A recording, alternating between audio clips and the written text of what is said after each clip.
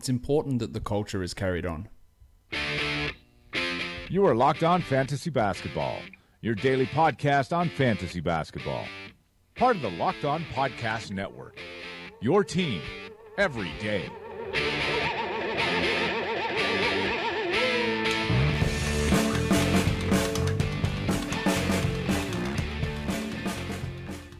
Hello and welcome to the Locked On Fantasy Basketball podcast brought to you by Basketball Monster. My name is Josh Lloyd and I am the lead fantasy analyst at basketballmonster.com, and you can find me on Twitter as always at redrock_bball, another season recap podcast. Today we're going to be looking at the Miami Heat, and to talk about the Miami Heat and their 2017-18 season, I'm joined by Basketball Monster's own Greg Ehrenberg. As Greg runs in, we realise this could get dangerous. Greg? Nice. I forgot. Happy to be back. I realized that I forgot to do that the last couple of times you've been on, and I was not happy with myself. But there you go. You get the Greg drop. It's all coming together. It's all back to normal now, and we're ready to talk about this Miami Heat team, which had an interesting last off season. Seems to be pretty locked into what they're going to do. They were okay. Obviously, got beaten by the Sixers in 5 games in the playoffs. Finished the season 44-38 for that 6th seed in the Eastern Conference. If we're going to talk draft, we don't really need to talk about Miami, Greg, because they don't have a single pick at all. No first rounder, no second rounder. And that's really not a surprise. They're also out a couple of, or at least one more future first that's got to go to Phoenix in the future. This is a team that's pretty locked in with who they are at the moment. Yeah, and they have a lot of players on the team that I do like, and I think they have some really underrated assets. Like Josh Richardson, I think, is a really strong player who's probably much better than most people realize, but then they're stuck with other contracts like the Whiteside one. So it's a really weird team that I feel like has some of my favorite and least favorite contracts in the league. Yeah, and I'd also throw in some of my favorite and least favorite players in the league as well when we talk about this Heat team. Let's have a look at what their upcoming, off-season situation is. There's a bunch of guys who are unrestricted free agents. The most important one of those, or I guess that's debatable, would be the Duke, Wayne Ellington, who is an unrestricted free agent. You've also got Dwayne Wade, who came across, and I don't know if he helped. He had a good playoff game. He had one of those, but in the end, I don't know if he was overall a positive player for this team. Lukey Babbitt is also unrestricted, Udonis Haslem and Jordan Mickey, while the 2 Derek Juniors, both on 2 ways, Derek Jones Jr. and Derek Walton Jr. will be restricted free agents, while Scooter Magruder has a non-guaranteed deal that he came back towards the end of the season after missing most of the beginning of the year with a foot issue. Wade or Ellington, who's the more important guy to sign from a team need, not a team appearance or culture sake? Yeah, well, it's definitely going to be Ellington, in my opinion, mostly because of the age of Wade, and then also the perimeter spacing that Ellington's able to provide for them. One of the issues with Wade kind of playing in advanced stages, he's never developed a really good three-point shot. He had that one stretch last year with Chicago where he started the year like shooting ridiculously from 3, and it was like, oh, is Wade going to make threes now? And then it was something that just never really happened.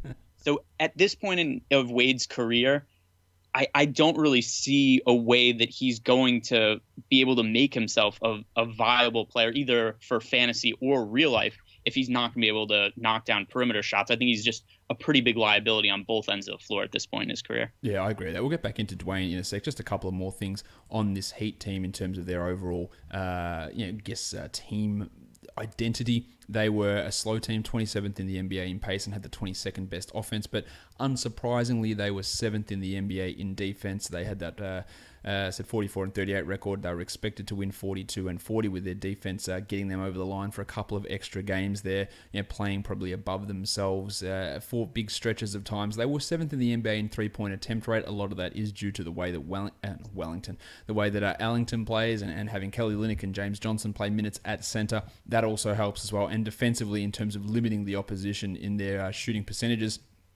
they were 7th in the NBA in that, and that was a key part of their defensive success as the season went on. Let's talk about the elephant in the room with this team, and that is Hassan Whiteside. Greg, he is a player who is divisive.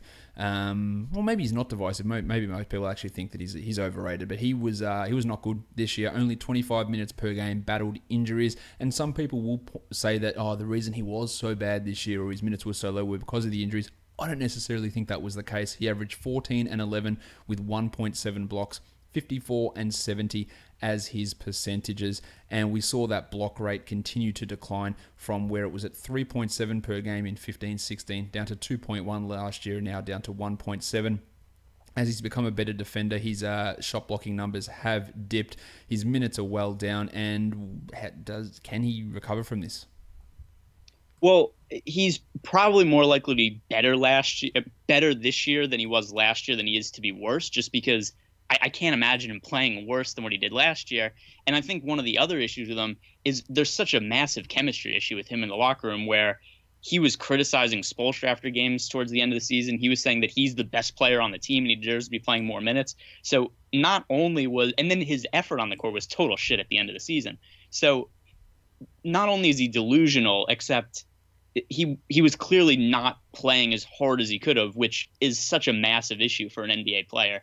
So I don't really know what they're going to do with him in the offseason. The contract is massive, so I can't imagine that they're unloading 2 years and over $50 million left on the contract. So I don't know what they do with him, but I think the best case scenario is you just hope that he comes in next season with a better attitude. What do you think of Whiteside? He's a bona fide dickhead. I don't think there's any argument with that. The post-game stuff, the criticisms of Spoelstra, the delusion of what he is as a player, it's nonsense. And I've said this all the time. The reason he wasn't in the NBA to start off after Sacramento is because he was a dickhead, because he couldn't commit himself to doing what needed to be done, because he had attitude issues and clashed with coaches. And he came in and he pulled his head in for a year and a half, 2 years, and got a contract. And now he's just resorting to the same stuff. He's not that good. He's not that good of an offensive player. He is a good shot blocker, and he can be a good defender. And he's shown that he can be a decent defender at the rim. In space, he gets cooked, and that's why, with the way the NBA is going, the player like this can't be out there for 33 minutes per night. And one thing I find interesting with this Heat team and looking at all their on-off stuff is out of their regular players, the three worst players in terms of on-off are the three players who I probably dislike the most on this team, not necessarily in terms of character, but just as players. And that's Dwayne Wade, Dion Waiters, and Hassan Whiteside. They're all -5s in their on-off, and I don't think that should be surprising. These are guys who people think that they're good, but they're not necessarily all that good in terms of overall impact on winning. And Whiteside, does he ever become a 2-block per game guy again? I would doubt that. Will he ever become a guy that can get to 17 points again like he did in 16-17? Probably not. I can't really see him getting touches to that degree.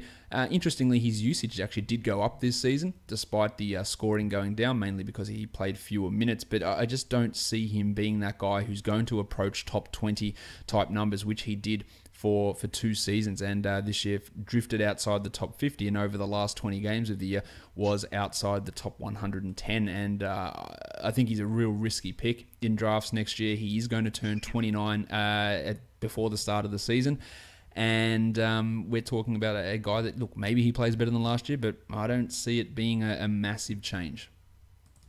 I think one of the other issues too is he's probably the third best center on the team. Like, I think that they're much better off with Kelly Olynyk or James Johnson running center for them. Or Bam Adebayo. So, I think you could probably throw Bam in the mix also.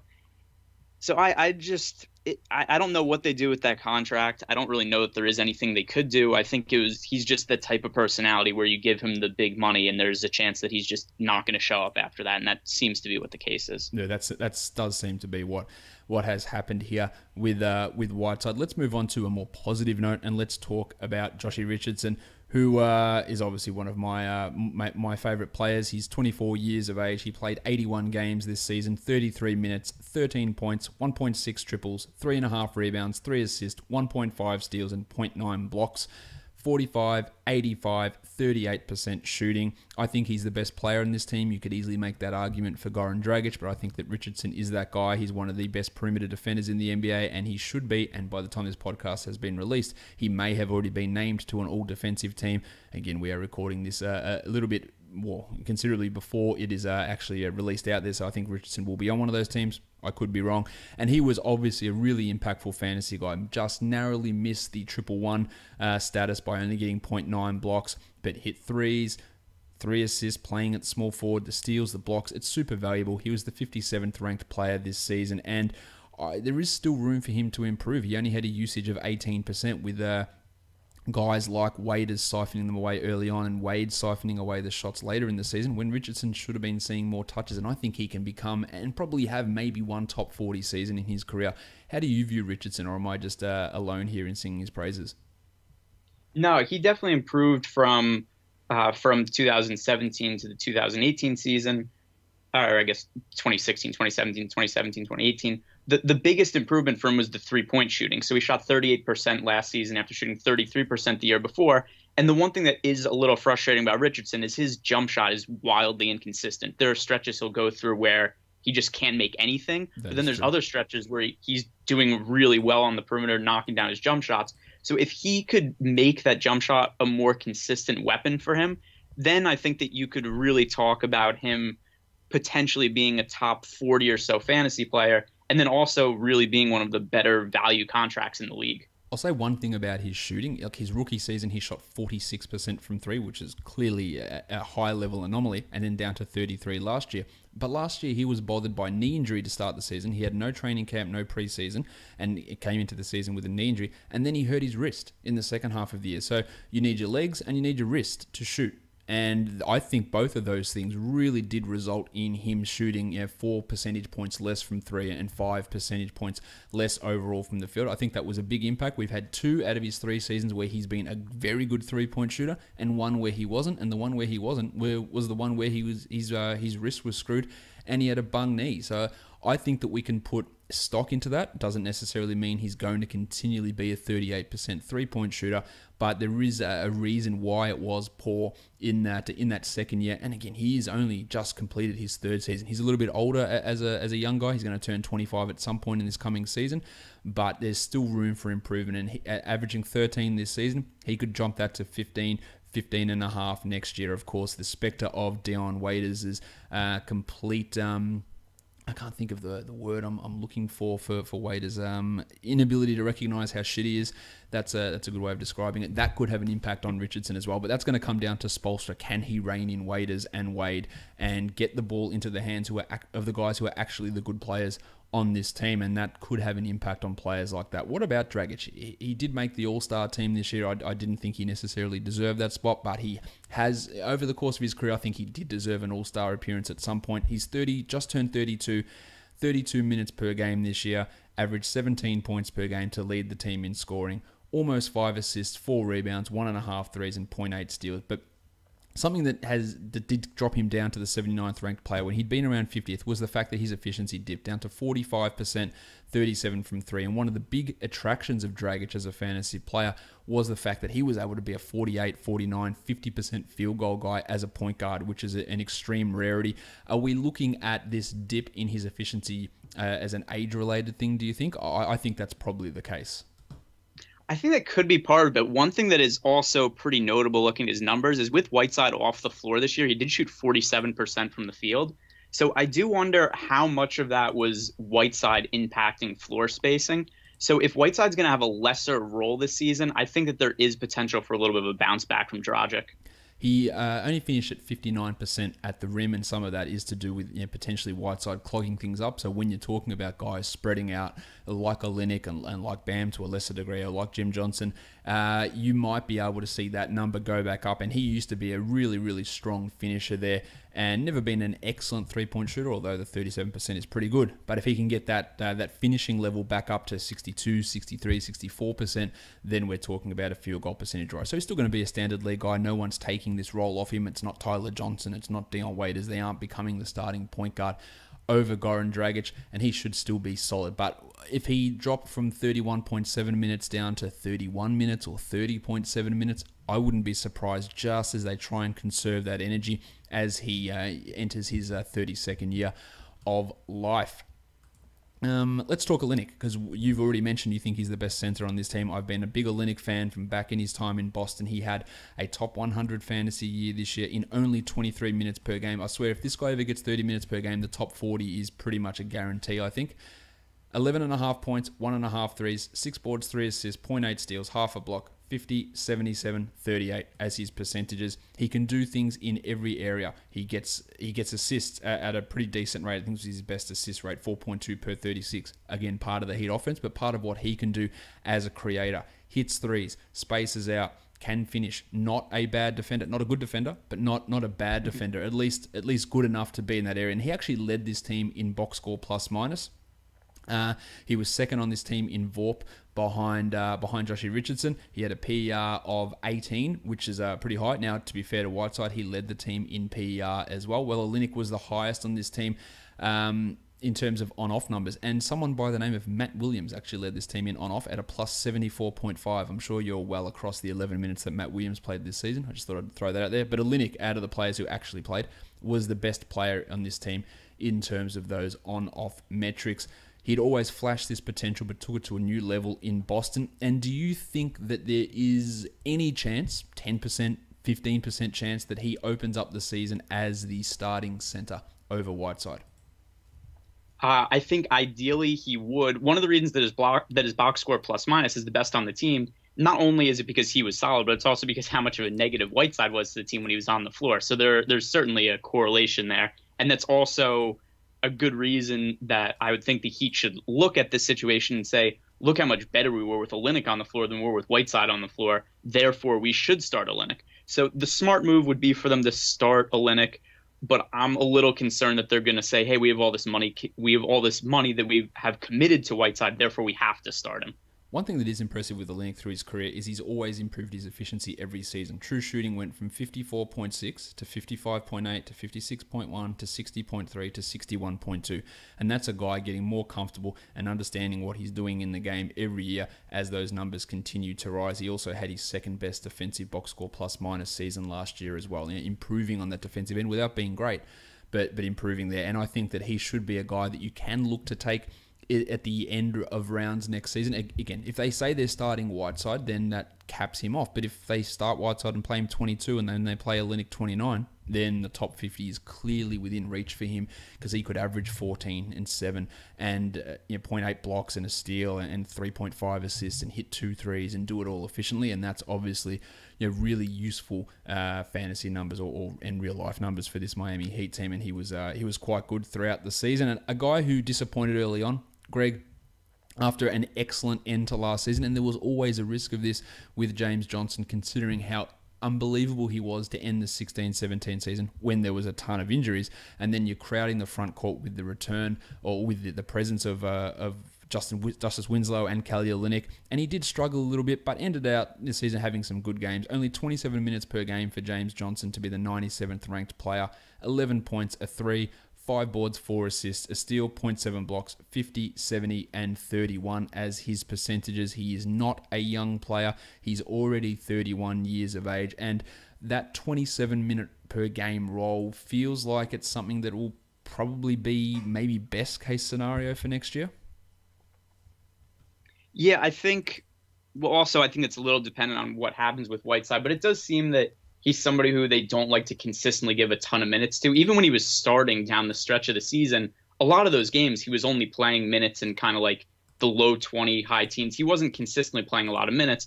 So I probably don't see a situation where they are going to be willing to give him like 32, 33 minutes or so per game. But he also did improve his efficiency a lot as the year went on. If you look at him pre-All-Star, he was shooting 48.5%, which is fine, but post All-Star break, he actually shot 54% from the field, which is really strong, averaging over a block and a steal per game over that stretch also. So he definitely has fantasy relevance. I just think that the upside is a little bit capped by the amount of minutes he's going to play. The last 4 games of the playoffs against the Sixers, he really started to show us the James Johnson we'd seen it all. 37 minutes, 18, 7, and 5 with 3 steals and a block. 32 minutes, 12, 7, and 5 with a steal and 2 blocks. 36 minutes, 15, 8, and 5 with a triple one, and then the closeout game, the Sixers won. 32 minutes, 4, 5, 5, 1 steal, 2 blocks. And they were the numbers that he was putting up down the stretch last season in the 16-17 year that made us get so excited about him. And we did also see that playmaking at the end of the regular season start to rear its head again. 6, 5, 4, 7, 5, 6, 6. Like, that's stretches of games with those assists happening in those ones. And that's where he provides that value. And even in 27 minutes per game, he can be useful as an assists, steals, blocks guy on okay efficiency. And that can be useful. But as you said, whether they do extend him that playing time, when the rotation is spread out a little bit more, then will he get to that same level? That feels probably unlikely to be playing those 30-plus minutes. But it was good to see him after early season struggles be able to crank it up a little bit as the season went on. So the Heat ended up having 5 players as top 100 guys: Whiteside, Richardson, Dragic, Olynyk, and Johnson. We'll move to the guys who are outside the top 100. Tyler Johnson, who started big chunks of the season at shooting guard. I don't know what to make of this guy. His contract turns into a massive one this year after that weird restricted free agency deal that the Nets offered and then Miami matched. So he's on a ton of money this season. He played 29 minutes per game in his 72 games. He's 26 years of age, 12 points, 3 rebounds, 2 assists, 0.8 steals, 1.7 threes, 44, 82, 37%. When Waiters comes back, is he going to be the guy that cops it the most? Yeah, I would think so. If Waiters is going to play and he's going to be what he was 2 years ago, which I don't think is very likely, no. But if he's almost what he is, then I think that it probably comes at the expense of Tyler Johnson. I think most likely neither Waiters or Johnson are going to have relevance in standard leagues next year, because unless one of them's hurt, they're really going to be cutting into each other's playing time. Yeah, I don't see either of them being relevant fantasy guys really for most leagues, not top 150 players, and they will cut into that playing time. There was opportunities for Johnson this season, didn't really stamp himself as a starting caliber player, but it's not like the Heat have really much room to make any improvements in the draft. They don't have a pick, they don't have the free agency space to necessarily do that. Maybe trades could happen, but it's going to be him, it's going to be Wade. There's Ellington, whether he comes back or not. So there are players in the mix there, and if he plays fewer than the 28 minutes that he played this season, I don't think anybody should be surprised. And he's very far from a high upside guy, and he's not a guy who's contributing big numbers in one particular category where you go, well, you know what, if I need steals, I can add him, or if I need assists, like he just gives you numbers right across the board, which is fine in a 16-team roto type setting, but otherwise it's not really that exciting. Now, we did mention this already, but let's talk Dwayne Wade, who is not good anymore. He had those flashes in the playoffs. He had a couple of games where playoff D Wade, and then he had 4 points in the next game, because that is a load of shit. He was the 170th ranked player. He's 36 years of age, 23 minutes, 11.5 points, 4 rebounds, 3.5 assists, 0.9 steals, and 0.7 blocks. So there's some signs of vintage Wade there. The decent assists, the good steals, the excellent blocks, but the lack of efficiency, the fact he doesn't hit threes, the low minutes, none of it is conducive to me going, well, yeah, Wade's going to be this great option next season as he's back in Miami and he's comfortable. I just don't see it. I don't know where we go from here with Dwayne Wade. Yeah, I think he's. My gut feeling is that he retires. That was the vibe I got from at the press conference at the end of the season. They had a reporter asked him, "Do you think this is going to be your last game in the Heat uniform?" And he kind of choked up for a second and said he wasn't ready to discuss at that point in time. But it felt to me like he was going to retire. If he does come back, it's weird because the reason that he would come back to the Heat is just a legacy thing. That's the reason they would bring him back. But he doesn't fit into this roster. They have so many guards that do a lot of the same stuff he does, but better. Like we were talking about Ellington earlier, and they already have Tyler Johnson in that role. So they're so stacked the position. I don't even think he makes sense for this roster. So I think it's better for everybody if he doesn't come back this season. Yeah, I agree. And he was not good in Miami. Like, the team was significantly better off with him on the bench. He was a negative 6.5 on off, a negative 3.7 box score plus minus, a negative win shares, true shooting of 47%. Like, these are all poor numbers. Plus, he did that while having a usage of 30.7% in Miami, which is just nonsense. To be a guy that is that bad of a shooter, 46% true shooting, and take 30% of possessions when you're on the court is It's poor self-awareness on his behalf. It's poor coaching to allow that to happen. And I know Spoelstra's going to say, well, it's Dwayne Wade, but it wasn't benefiting the team in any way. And Dwayne Wade is a legend. He's one of the best players of all time, guaranteed Hall of Famer, all of that. I'm not shitting on his legacy at all. But at this stage in 2018, at the age of 36, he's not good anymore. And that happens to players all the time. He was one of the best of all time, one of the best fantasy contributors of all time, and now he's not. And I think we just have to accept that's the case. And if he retires, it is better for this Heat team overall. Glad that he came back to Miami and finished his career there. But yeah, that's the career is finished. I think the Duke, Wayne Ellington, he is surprisingly already over 30. He is one of those guys where you can plug him in off the waiver wire and he's going to hit threes. He hit 3 triples per game last season in 26 minutes, 11 points, 3 rebounds, an assist. But pretty much he gives you nothing. He just gives you nothing else apart from threes, and there is no indication that that is changing. Nah, he's a better real life contributor than fantasy contributor, because the three pointers and the ability to spread the floor has a lot of value to an actual NBA team. But from a fantasy perspective, you really only want to pick him up if you're streaming for threes and you need that to win a head-to-head match one week. Then he makes sense to pick up, or else there isn't really a lot of utility for him. He took an astonishing, and I've just lost the number now, where is it? 82.7 of his shots came from three-point land. That's basically every shot is happening from deep, and that's fine because he's hitting them and he's contributing, and he converted over 3 or almost 3 per game during the course of the season at 39%. He's a knockdown three-point shooter, and he does nothing else, and very little is going to change. Now, we've touched on Waiters a little bit. He only played 30 games this year. He played 31 minutes of them and averaged 14 points, and I think that 31 minutes, 14 points is a realistic expectation of what he might be able to do next season. But of course, in true Dion Waiters style, he was the 184th ranked player in that time. He does nothing in the other areas, really. He hurts you in both percentages. Yeah, 3.8 assists is pretty good, and maybe he can help there. But overall, his combined fantasy value, it's not as high as some people may believe it to be. No, he's a good fantasy contributor if you're punting percentages, blocks, steals. If you're punting everything, then he makes sense. That sounds about right. It's probably not somebody you want to own. No, look, he can help. Look, those 4 assists per game can be useful. You get 15 points and 4 assists, that can be useful. But you've got to be able to deal with the negatives in every other area that he provides. Also, combine the fact that he's not actually a contributor to winning basketball majority of the time. And if Spoelstra sees that and deals with that, that might cut his playing time down as well at times. So that is the concern. But the points and assists combination can be interesting. He is only 26 years of age still. I feel like he's been around for 20 years.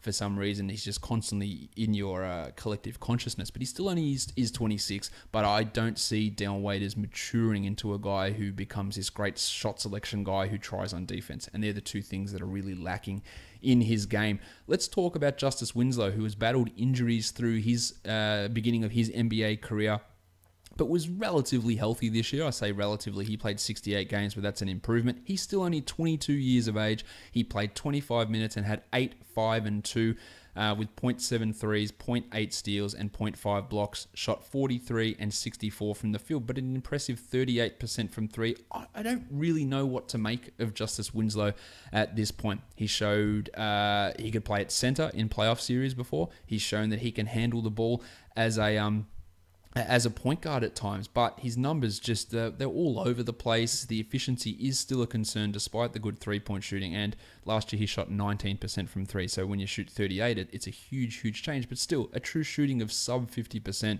is not good. What do we make of this guy? Is he going to develop into a starter, or are they still going to be rolling with James Johnson there, or does Josh Richardson move to the 2 so Winslow can start at the 3? I cannot peg this guy at all. All right, so here's my opinion on Winslow. If he was going to be a 38% three-point shooter, then I say there's a role for him in the league, and he could probably become a starting caliber player. But here's the issue I have. Like you said, he shot 19% from 3 the year before. Well, he shot 2 years ago 62% from the free throw line, and then last year he shot 63.5% from the free throw line. So I don't buy the improved three-point shooting at all, because he was a terrible free throw shooter before. He's still a terrible free throw shooter. If he was actually a better shooter, then I think we would have seen an improvement in that category also. So for that reason, I'm I'm selling the improvement in his 3-point shooting. I think it regresses next year, and I don't think he's going to be much of a player next season. Maybe I'm wrong because he was well regarded coming out of college when he was at Duke, and he did make the shots last year, so it's not impossible it happens again. I just don't think it's going to happen. Defensively, he's a positive. Like, he's a good defender. He gets into people and gets up on them, and we saw that he did that with Ben Simmons at times in the playoffs. Passing, fine, but overall offense, he's a real issue because he can be left alone. And look, those shots do go in, but Rajon Rondo's been hitting shots at a decent rate. Doesn't mean he's an offensive threat all the time that he's out there. And Winslow's in that similar boat. I do think that there is a chance that we see him start at the 3, Josh Richardson push down to the 2, and then we get Johnson and Olynyk there.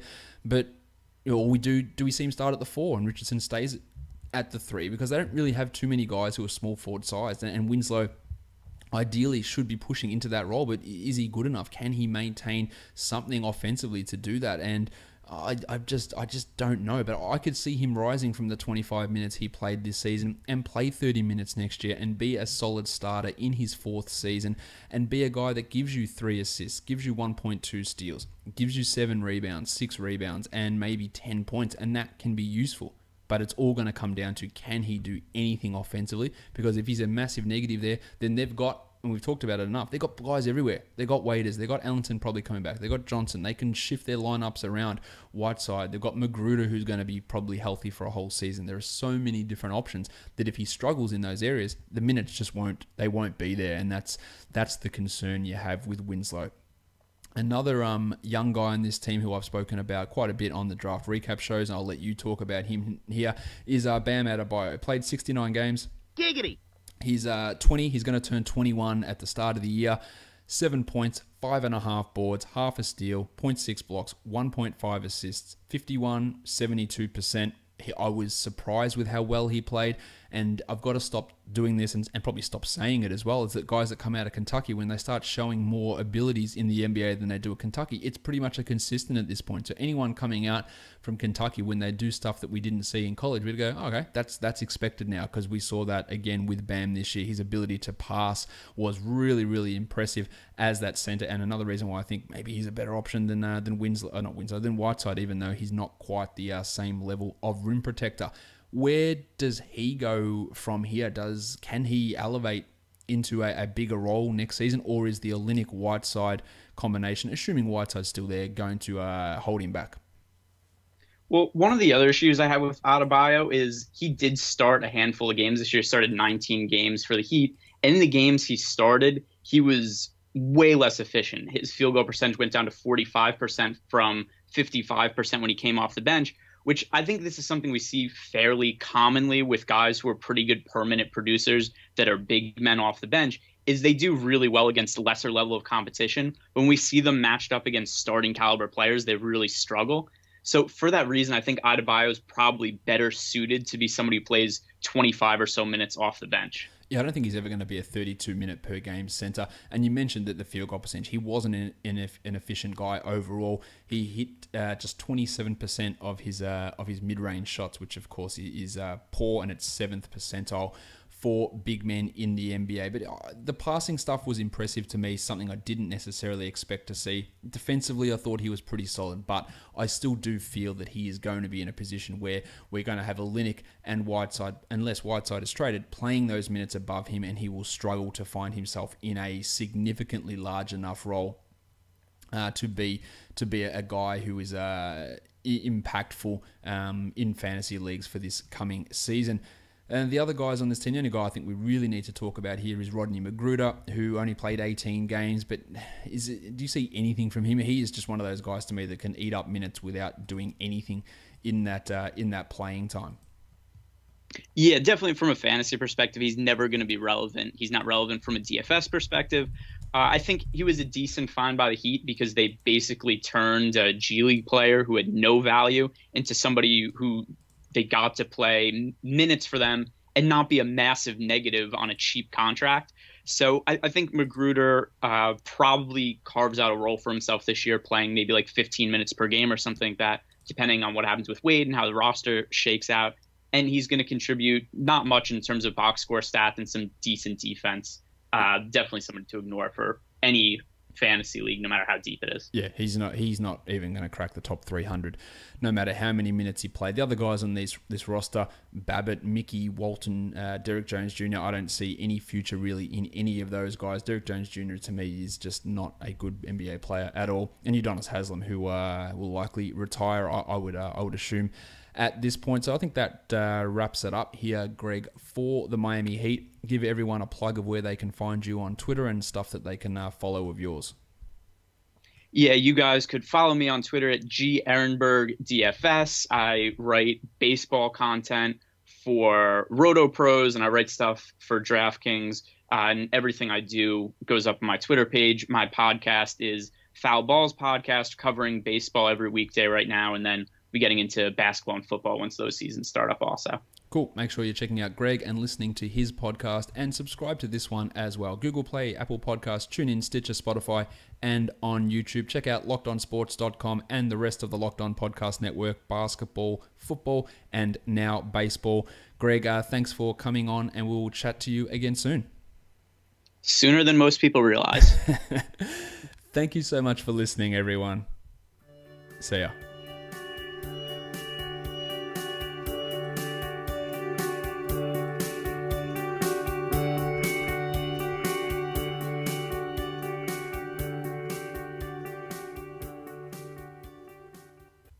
Udonis Haslem.